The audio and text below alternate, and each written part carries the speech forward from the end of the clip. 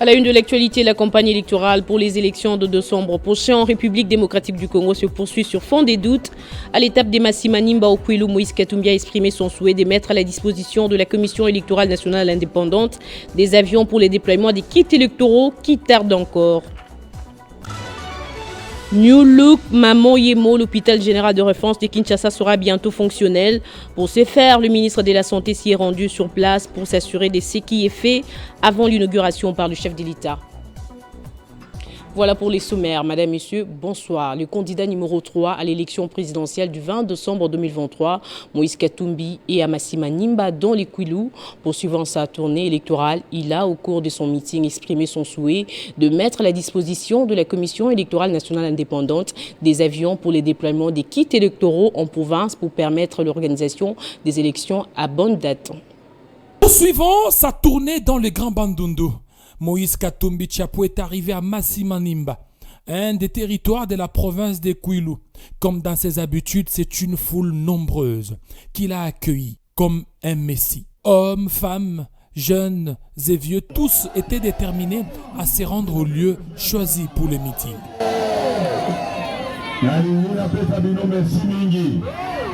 Arrivé sur les lieux du meeting, Katumbi a renouvelé son souhait d'aller vite aux élections le 20 décembre prochain. Pas question de glisser. Ce souhait, il a manifesté sous son compte Twitter. Il se dit prêt à mettre à la disposition de la Commission électorale nationale indépendante les avions pour le déploiement des kits électoraux. Malgré que l'un de ces avions soit toujours bloqué par les autorités en Afrique du Sud, Katumbi s'est dit disposé à mettre ses appareils à la centrale électorale en vue de la tenue des élections à bonne date, tout en souhaitant que les meilleurs gagnent. Répondant ainsi à l'appel de la Commission électorale nationale indépendante qui a demandé en urgence 4 Antonov 26 et 10 hélicoptères pour le déploiement des kits électoraux dans les provinces. Katumbi insiste et exhorte la population à être beaucoup plus vigilante le jour du vote. Malgré l'absence de son conseil spécial candidat numéro 130 au provincial du Maniema et croupissant injustement et gravement malade à la prison de Ndolo, Massimanimba a porté à cœur Moïse Katumbi, candidat numéro 3 à l'élection présidentielle. Le 20 décembre, toujours au Ghana. On peut s'avisser combien de pourcents? 100%. On peut la députée Nangawa Nyonso combien de pourcents? 100%. Et la FDC ainsi que plusieurs partis politiques sont aussi mobilisés pour l'accueil du chef de l'État sortant dans la province du Olomami dans le cadre de sa campagne électorale. Ce parti cher à Modeste Batulukwebo ne jure que sur la réélection de Félix Tshisekedi. L'Alliance des forces démocratiques du Congo et alliée Fédération du Olomami s'est résolument mobilisée pour la réussite de l'accueil du chef de l'État, Félix Antoine Tshisekedi Tshilombo, et candidat à sa propre succession à Kamena, dans la province du Olomami. Sous la coordination de la présidente fédérale, Madame Chimène Lunda Polipoli, Roger Blanc, parti de la OU, cher à l'honorable professeur Modeste Batulukwebo, autorité morale et président du Sénat, ont dominé les grandes artères de Kamena. Mobilisés, les militants en tête d'affiche, Madame Chimène Lunda et les membres de la Fondation Inabana ont accueilli avec chaleur les bétons nationaux à l'aérodrome de Kamena. À la grande place du monument Ilungambidi, la FDCA et la Fondation Inabana, très visibles, ont soutenu à 100% la réélection de Fachi Béton avec un soutien indéfectible. Soki bomoni candidat azali ko hésiter pour nabotanga Paul Kagame comme l'ennemi numéro 1 de la RDC, boké banamutuana. Des impressions favorables de Inabana. Madame Chimène Lunda, qui ne jure que par la victoire écrasante de Fachi Béton dans le Olomami, n'ont pas manqué au rendez-vous. Comme vous le savez, la victoire est certaine. Dans le Olomami, nous avions choisi le président Fachi Béton. Un pari qu'il faut absolument gagner en vue de consolider les acquis de la vision du chef de l'État à la tête de la République démocratique du Congo. Le Front des nationalistes pour la solidarité et le développement du regroupement politique AAND, toujours présent à l'accueil du candidat numéro 20 pour sa campagne électorale à l'étape de Lubumbashi, le président interfédéral du Grand-Katanga, Ngoy Jean-Jacques, a conduit les militantes et militants de la fédération du Haut-Katanga à la place de la Poste pour écouter le message du candidat Félix-Antoine Tshisekedi Tshilombo. N'est jamais raté l'accueil du candidat président de la République numéro 20. Partout il va pour sa campagne électorale. Tel est le mot d'ordre de l'autorité morale du FNSD, parti phare du regroupement politique AAND, à tous les présidents fédéraux des 100 partis. C'est ce qui justifie toujours la présence des militantes et militants de ces partis politiques, membres de l'Union sacrée, à chaque étape de la campagne électorale du ticket gagnant Félix Tshisekedi. À Lubumbashi, dans la province du Haut-Katanga, ce mardi 6 décembre, il a été signalé la présence massive de ces derniers sous la coordination du président interfédéral du Grand Katanga, Jean-Jacques Ngoy Lupweka, candidat numéro 73 de la circonscription électorale de Malemba-Nkulu à la grande place de la Poste. L'interfédéral du FNSD et Grand Katanga, on est ici avec toute notre base pour accueillir notre ticket gagnant, le numéro 20, Fachi Béton. On est venu annoncer combien de fois il est gagnant. Depuis 5 ans, nous soutenons notre maillot et on continue à le soutenir. Et il est déjà président. Le Front des nationalistes pour la solidarité et le développement reste mobilisé pour soutenir leur candidat à la présidentielle du 20 décembre prochain. Direction les Bazouélé à présent où Aminata Namassia a donné le go de sa campagne électorale dans son village natal d'Ingila, une occasion pour la candidate numéro 10 à la députation nationale à Bambessa de mobiliser pour la réélection du candidat numéro 20 à la présidentielle, Félix Tshisekedi. Tout le territoire de Bambessa est sans nul doute acquis à sa cause, comme en témoignent ces images. Dans un enthousiasme sans précédent, Aminata Namassia a été accueillie en véritable fille du terroir par les siens à Dingila, son village natal. Devant des milliers de personnes venues à sa rencontre, la candidate numéro 10 à la députation nationale, circonscription électorale de Bambessa, a lancé sa campagne électorale. Dans son discours, elle a demandé à la population de voter le numéro 20 à la présidentielle, Félix-Antoine Tshisekedi Tshilombo, et aussi le numéro 10 à la députation nationale à Bambessa. Naye kosenga na bino bandeko basi pe mibali ba papa pe ba mama bopesanga lisusu deuxième chance poto continuer na élan oyo tozalaki déjà na yango et s'arrêter le 20 décembre tokende to voter Aminata Namassia candidate députée nationale numéro 10 tango au voter président numéro 20 Félix-Antoine Tshisekedi Tshilombo, o babengaka e Fachi Béton, okiti na député national, au voté Mama Aminata numéro 10. Aux législatives provinciales, Aminata Namassia a dévoilé le nom de son favori.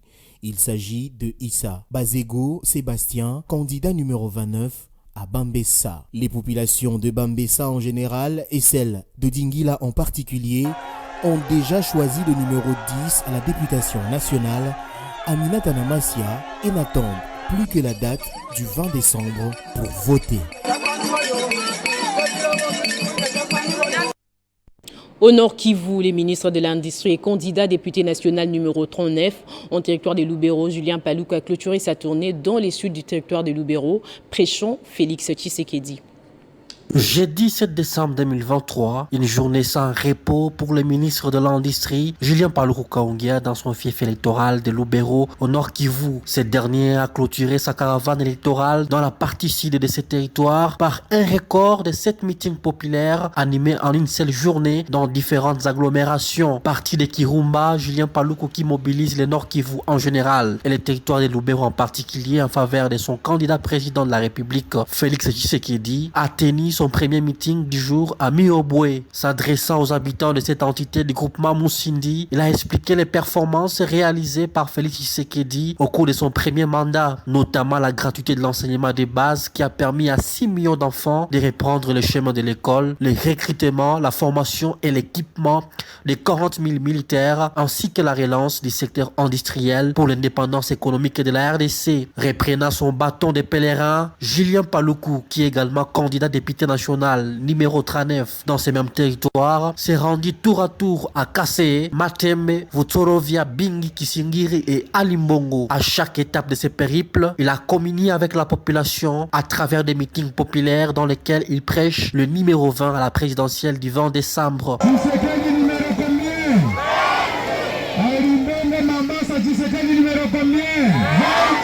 Peu avant de quitter le site du territoire de Lubero, Julien Paluku a lancé les travaux de construction du pont Kiovi et inauguré 3 autres ponts construits par la fondation qui portait son nom dans la commune de Kirumba. De son côté, le candidat numéro 458 pour Lukunga et 173 pour Ngalima, Thierry Monsenepo a mis en ébullition les mamans du quartier Joli Park d'Ngalima qui se sont engagées à porter le leur au Parlement sans aucune hésitation. Jean-Thierry Monsenepo, digne fils de Ngalima, le candidat numéro 458 pour la Lukunga et 173 Ngalima, son fief naturel, a surpris sa base la plus proche par son message portant une vision claire du développement, mais aussi par le geste inattendu au bénéfice du quartier Joli Park que l'adhésion libre à la coopérative La Colombe. Toutes les mamans auront droit à des crédits sans bénéfice pour relancer convenablement leur activité commerciale pour leur auto-prise en charge. Ba maman ya mombongo o bazana biso awa biso nyonso il faut voter le 20 décembre. Candidat numéro combien? Il ne s'est pas arrêté là. L'encadreur de la jeunesse, Jean-Thierry Monsenepo, a fait appel aux jeunes présents à cette manifestation voulant bénéficier des formations pour aller à l'INPP et apprendre un métier. C'est un combat politique, c'est un combat de terrain. Nous allons le faire jusqu'au dernier jour de la campagne. Mais il faut savoir aussi que la campagne elle a déjà été faite en ce qui concerne le chef de l'État, puisque les actions qu'il a eu à faire parlent à sa place. Ce qu'il a pu réaliser pour le peuple congolais défend son bilan. Donc en ce qui concerne le candidat numéro 20, il n'y a pas débat.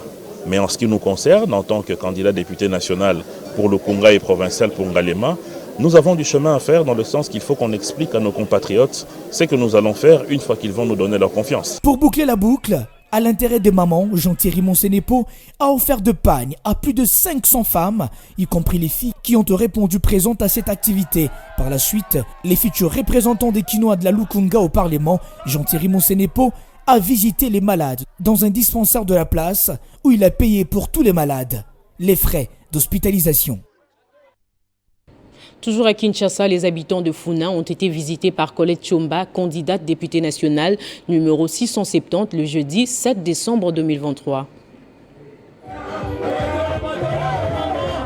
Les habitants de la circonscription électorale de la Funa ont bénéficié encore une fois de plus du grand cœur de Colette Chomba, candidate députée nationale de la Funa numéro 670. Elle a visité à ce jour un centre médical à Bumbu qu'elle a réhabilité, modernisé et équipé en matériel des derniers cris. Par la même occasion, Colette Chomba a annoncé la gratuité de la prise en charge prénatale des enfants préscolaires, extraction dentaire et d'autres maladies de femmes enceintes dans cet établissement par ses propres frais. Colette Chomba justifie son action comme une suite logique de la gratuité de la maternité instaurée par le chef de l'État Félix Antoine Tshisekedi Tshilombo, candidat à la présidence numéro 20.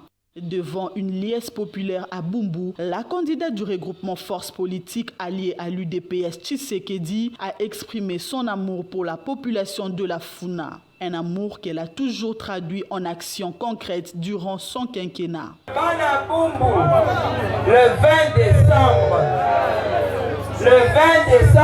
ezali mokolo ya maponami.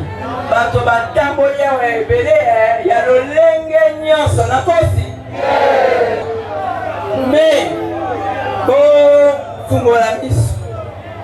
le 20 décembre, Botika Loyenge, Boyambi Yambi, Mabete sa campagne électorale. mais topona bato oyo toyebi ke bakosala nini.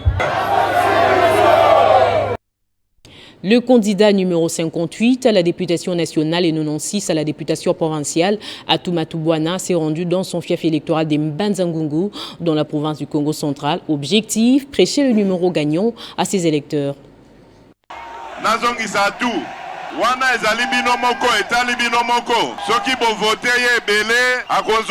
Aux âmes bien nées, la valeur n'attend point le nombre d'années, dit-on.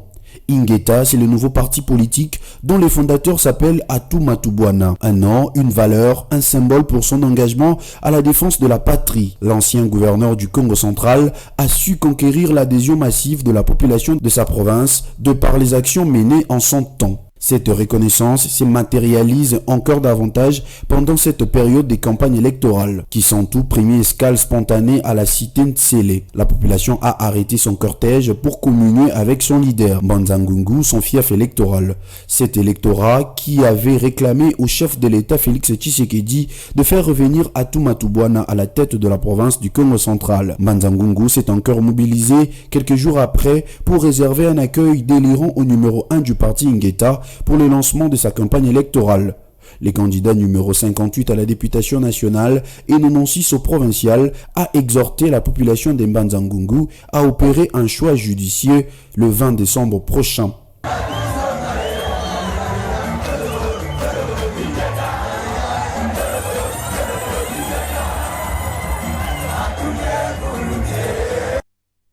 Et le numéro 16 à la députation nationale et 23 à la députation provinciale, circonscription des Dilolo, Georges Ntchatambov a effectué une descente à Kisenge, un coin stratégique de ce territoire où il a communié avec sa base électorale.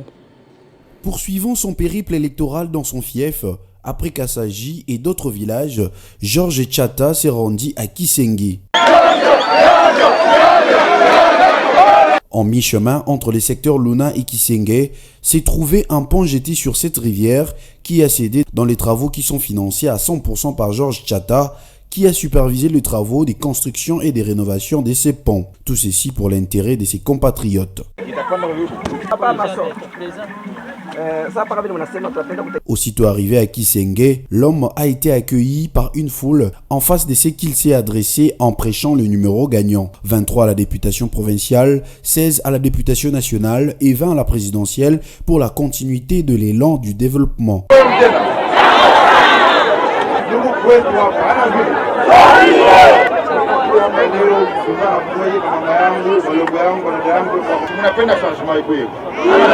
Changement ni leo ni mwewe ndio tasema tunapenda changement na vile.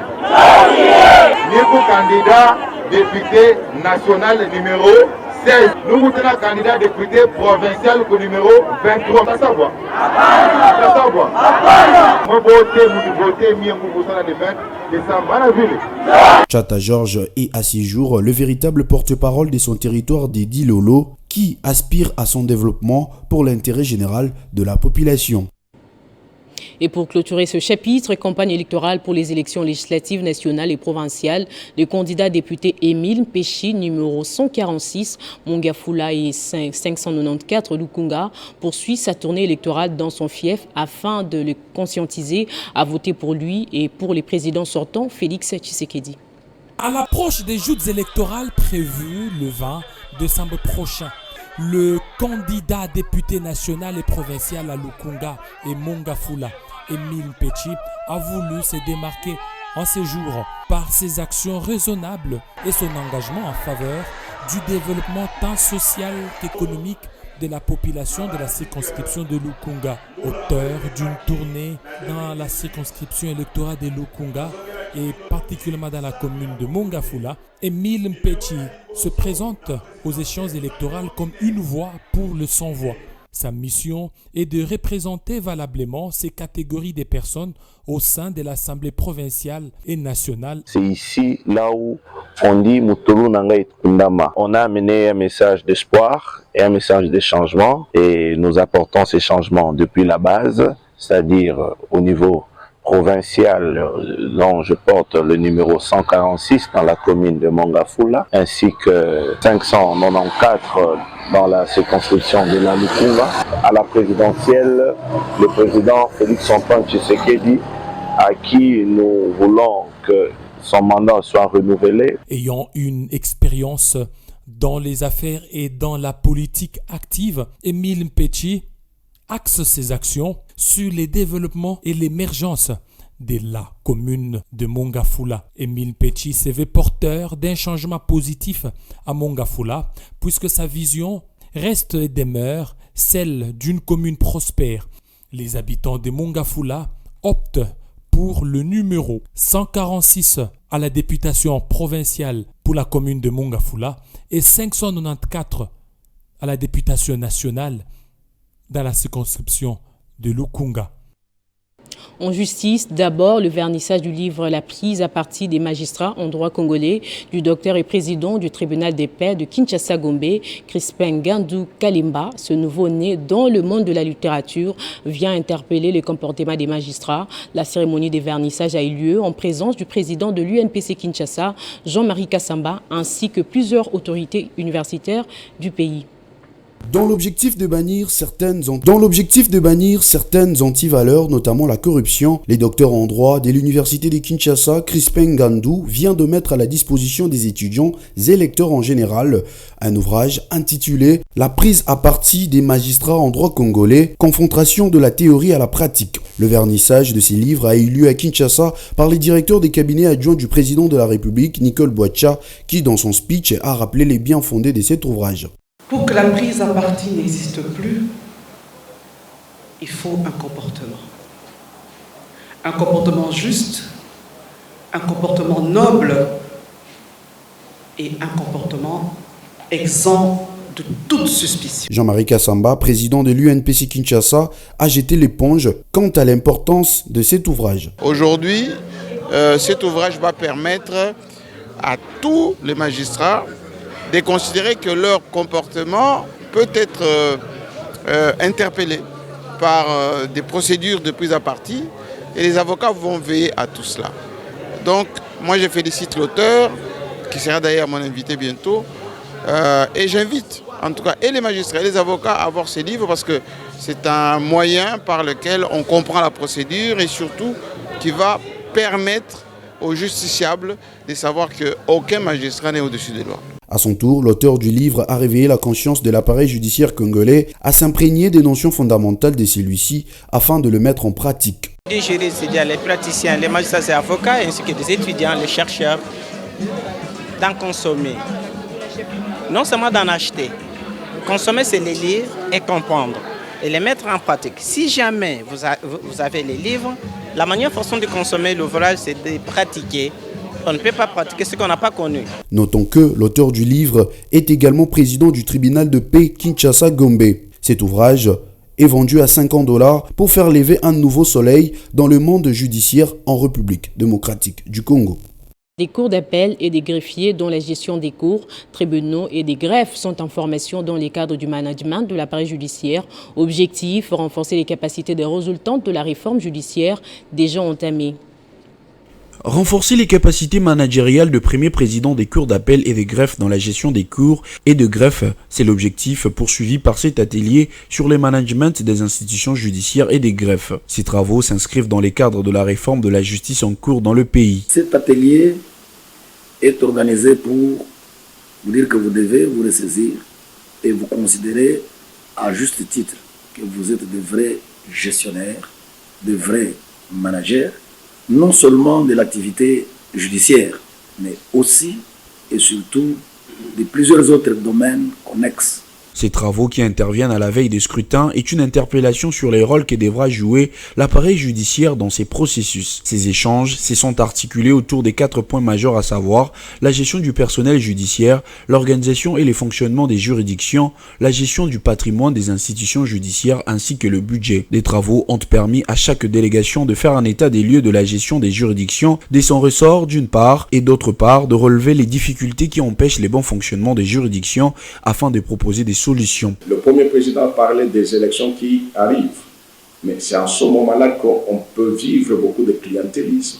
Comment ces gens-là peuvent respecter le pouvoir judiciaire si le pouvoir judiciaire se comporte comme un vassal, un greffier, une greffière. Ce sont des hommes et des femmes d'État. Tous les premiers présidents des cours d'appel et des greffiers principaux de tous les pays prennent part à cette venue de toutes les provinces. Plus de 50 éléments de force de l'ordre ont fait intrusion ce vendredi matin dans la résidence située sur l'avenue Mweneditu, numéro 16, pour déguerpir tout sur leur passage sur base d'une décision judiciaire mettant en cause Mme Bernadette Pondou. Cette dernière a dénoncé une manipulation du vice-premier ministre en charge de l'Intérieur, Peter Kazadi. Ce dernier a nié toute implication dans cette affaire. C'est ce vendredi 8 novembre que des éléments de la police nationale congolaise ont effectué une descente à l'adresse de la résidence située sur l'avenue Mweneditu numéro 16, déguerpissant tous sur leur passage, comme l'explique ce témoin. Vers 11h, je crois 11h, on a vu notre gardien qui est entré pour nous dire que non. À l'extérieur, il y a des agents de la police judiciaire, y compris des 50 policiers.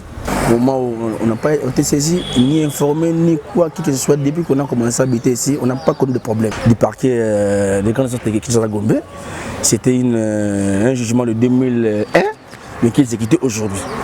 Et ça, ils ont utilisé un cabinet privé de Mme Kapinga, soi-disant Kapinga, qui est vers place des évolués là-bas à Gombe.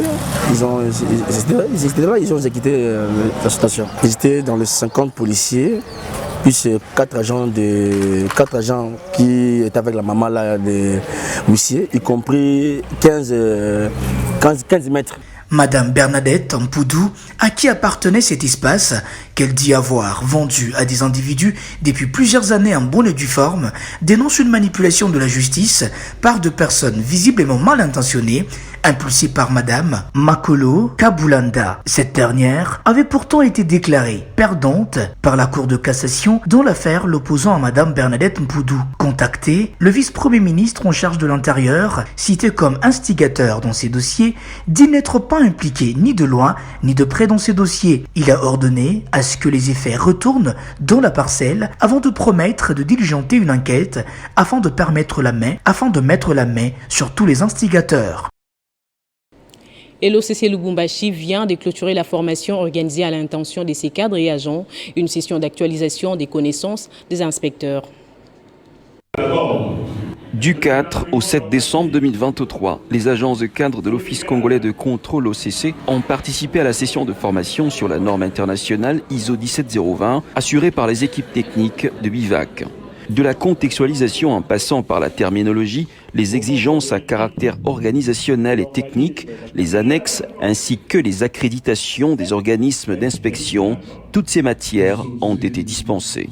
Une formation organisée en partenariat avec l'OCC sur le contrôle des importations qui prévoit dans un volet l'information et le transfert des compétences.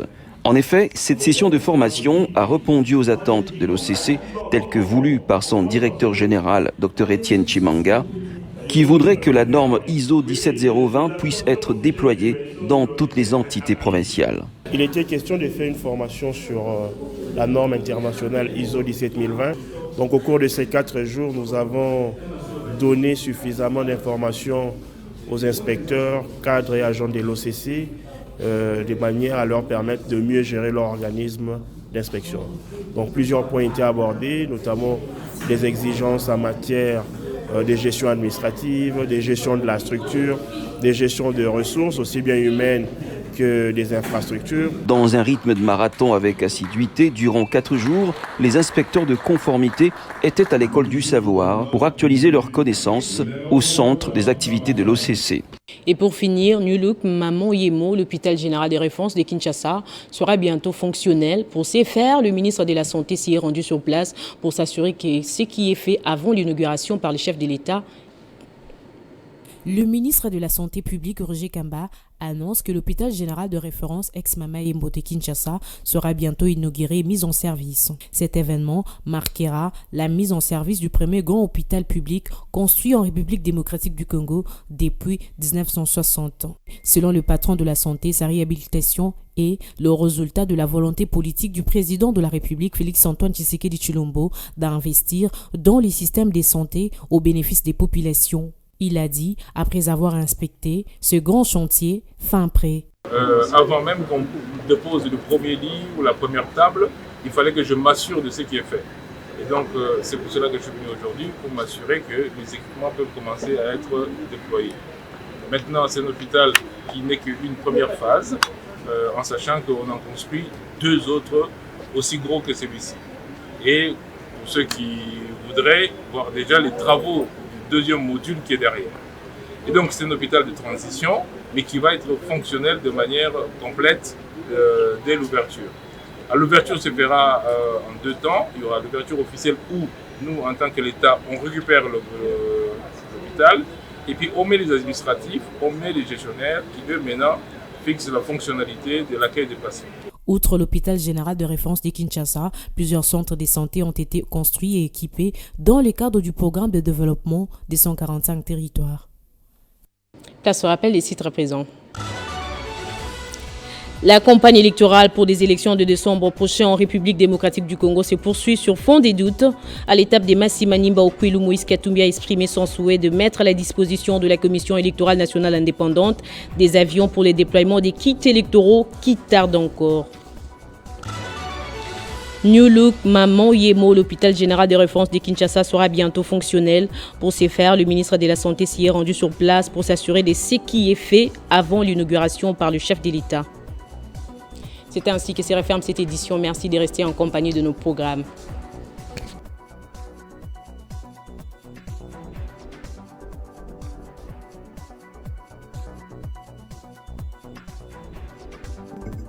Retrouvez toute l'actualité en continu sur www.tele50.cd.